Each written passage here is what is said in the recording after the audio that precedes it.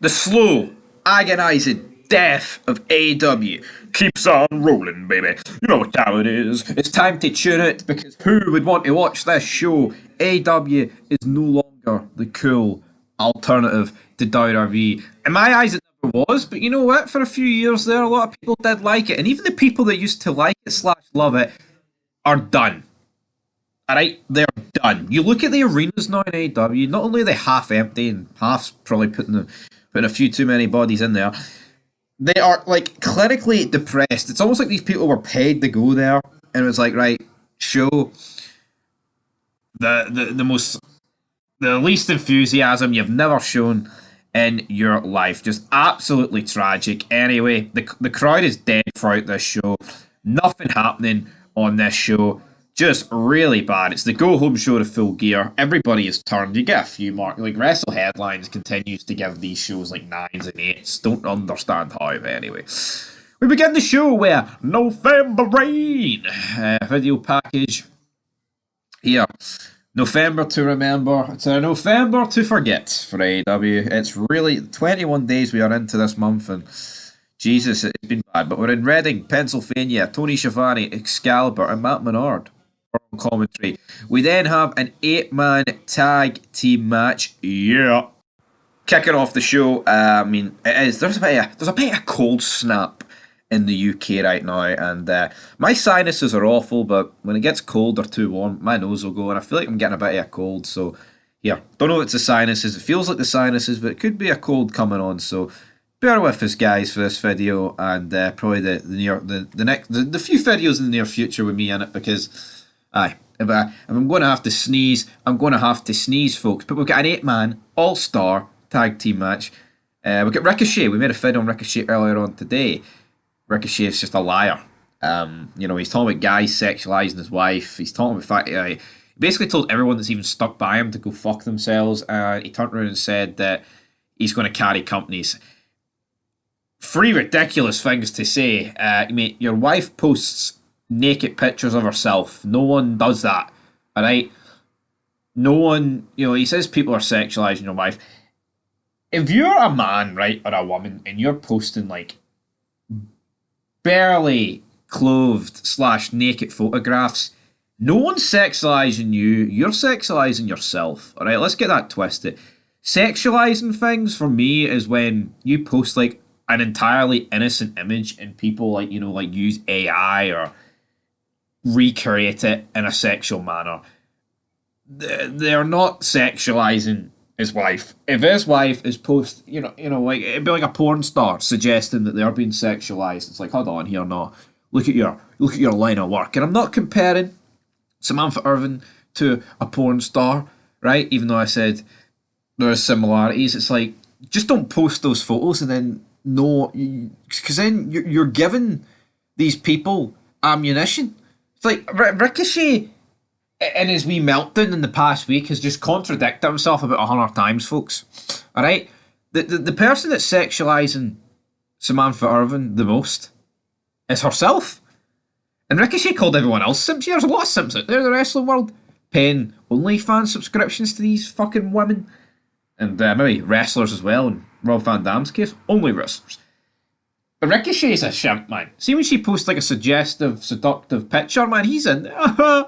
Same with Buddy Murphy. It's me. I lick their toes. Anyway, Ricochet, Will Ospreay, Powerhouse Hobbs, Mark Davis against the Dawn, Callis Family. Just spot fests, man. Also, during this match and the aftermath, like the feed was just cutting. Don't really understand. It wasn't me. It was AEW. So the Dawn Callis Family kick off the show with a victory here. Do not understand what was going on here. Just cutting. It was. They got given a lot of money for this TV deal, folks. Yeah, I would expect better production here. Is the gist of it? John Moxley and the Jobbers Fest that's with him. They're in a shipping container. They say that Orange Cassidy's a snake, and there's more going on behind his eyes. Claudio then cuts a promo in his native tongue. French, German. What do you want to call it? What do you want to call it? What do you want to Call it, my friends. You can call it whatever the hell you want to call it at the end of the day, because whether you cut it in English or French or German, nobody really cares about Ricochet. It is what it is. Then who's ready for story time with Adam Cole? Bye bye. Kyle O'Reilly comes out. Kyle O'Reilly then exits. Boring. Who gives a rat's arse? The Hurt Syndicate are here. MVP then tells Renee that Bobby Lashley will be making his debut tonight. And then Swerve Strickland comes out of nowhere and hits Bobby Lashley with a chain. What is going on there? You're best. Who knows? We then have Chris Statlander taking on Akira Shida. Chris Statlander wins. I don't mind Chris Statlander, but there just seem to be, fetishes these days with these wrestlers, and it's like, yeah, that's a woman that kind of looks like a man. I want on it. And that's what people in the comments say. Orange Cassidy says he's going to walk into the ring tonight alone and beat Willa Yuta. Everyone stays in the back. This Saturday at Full Gear, Moxley's going to need all the help he can get, brother. We then have Mercedes Moné with Camille. Camille has got buried ever since the November 5th election night. Has it got something to do with her coming out in support of Donald Trump? Probably. Because according to Jake Hager, whatever you want to call him, Tony Khan is a communist. Take of that what you will. Then we have our third match of the evening. It is Bobby Lashley against Cheeseburger. One man cheeseburger apocalypse. Alright? And Joe Keys. Bobby Lashley. Spear. Spinebuster. Boom, boom, boom, boom. Dominator. Boom. Cheeseburger getting ripped in half. Cheeseburger day in this. Cheeseburger day in that. It's just a squash match. It's Bobby Lashley getting to show us his moves before the big showdown at Full Gear, which, let's be honest, doesn't feel all that big. It is what it is. Like, what is there really to say about this? I like Bobby Lashley. Alright, I really do like Bobby Lashley, but I mean, we'll look at the ratings, and I'm sure Bobby Lashley's match will probably have a decent, few clip percentage compared to everyone else. So, Swerve Strickland's music then hits. Then Lashley gets hits again with a chain. House call. Boom. He flees through the crowd. Renee then is backstage. Mariah May and Mina Sharakwa. May says her rise is meteoric and she takes shit and makes it shine. Mina says that she will give May a celebration she will never forget. Alright, then we then have Darby Allen against Claudio Castagnoli. The crowd are absolutely dead. Claudio takes Darby Allen's head off, and I don't get this, right? It's like, Darby Allen, sometimes they push Darby Allen as this, unbeatable guy, right?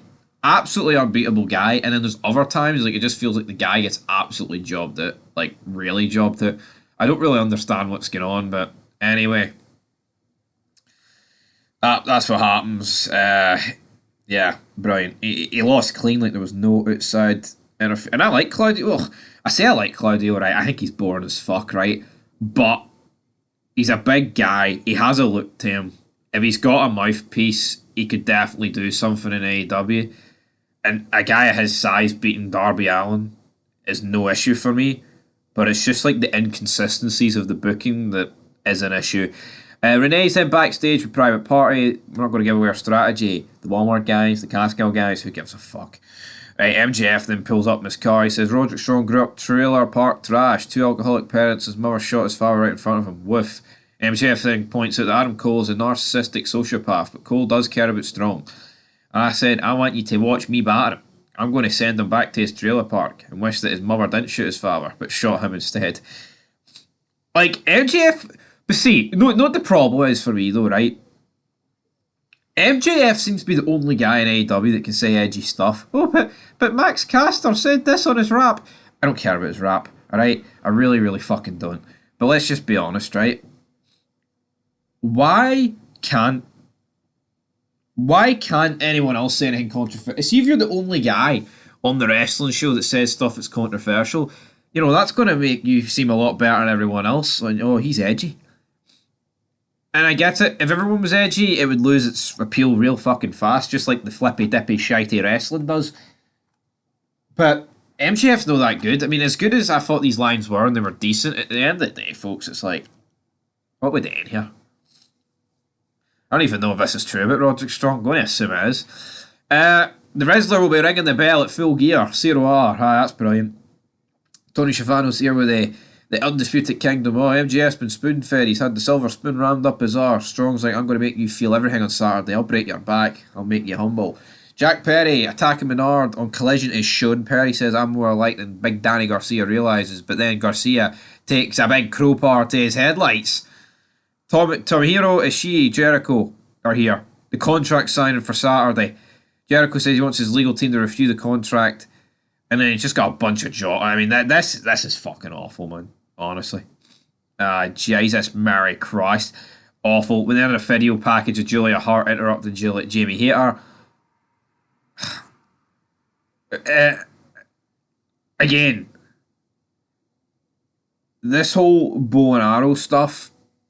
You know, if you've ever watched Sleepaway Camp, it's like that. And I'll praise AEW for stuff like this, but it's like when you do stuff like this and then the rest of the show's very fake and like, you know, flippy-dippy wrestling, it's like, if you want to go with this style of wrestling, I think you need to be consistent. You can't just do it as a one-off, like once every 2 months sort of thing. Anyway, main event with Orange Cassidy against Wheeler Yuta. The crowd was fucking dead for this. Yeah, Orange Cassidy wins. Oh, there's guys out there, but a brawl. The Diet Riders leave. Orange Cassidy then puts his glasses on, puts his hands in his pockets. He says, oh, hands in pockets, baby. He's defiant to the end, says Excalibur. Shite. This show. But no, I don't get, right? And this is where I'll defend AEW to a degree. It might not actually sound like I'm defending them, but let's hear, right? See this. See this shite. AEW's been putting shite shows on for a long time, right? But only in the past couple of months, people have been completely going in on them. Why is that? Because Triple H has whipped out the biggest dish of Kool-Aid for these guys to drink. That's what it has to be. That's what it must be. Because I don't see any other fucking reason. Anyway, troops, leave your thoughts down below. I'll give this Dynamite a 1 out of 10. It was really poor, but I'm not going to sit here and suggest that this show is much worse than anything else we've seen this year. People are saying this is like the worst show ever. But make no mistake about it, the company's dying, because when the people that used to love it are saying it's as bad as what we're saying, oh, you're a deep shit, brother. Brother.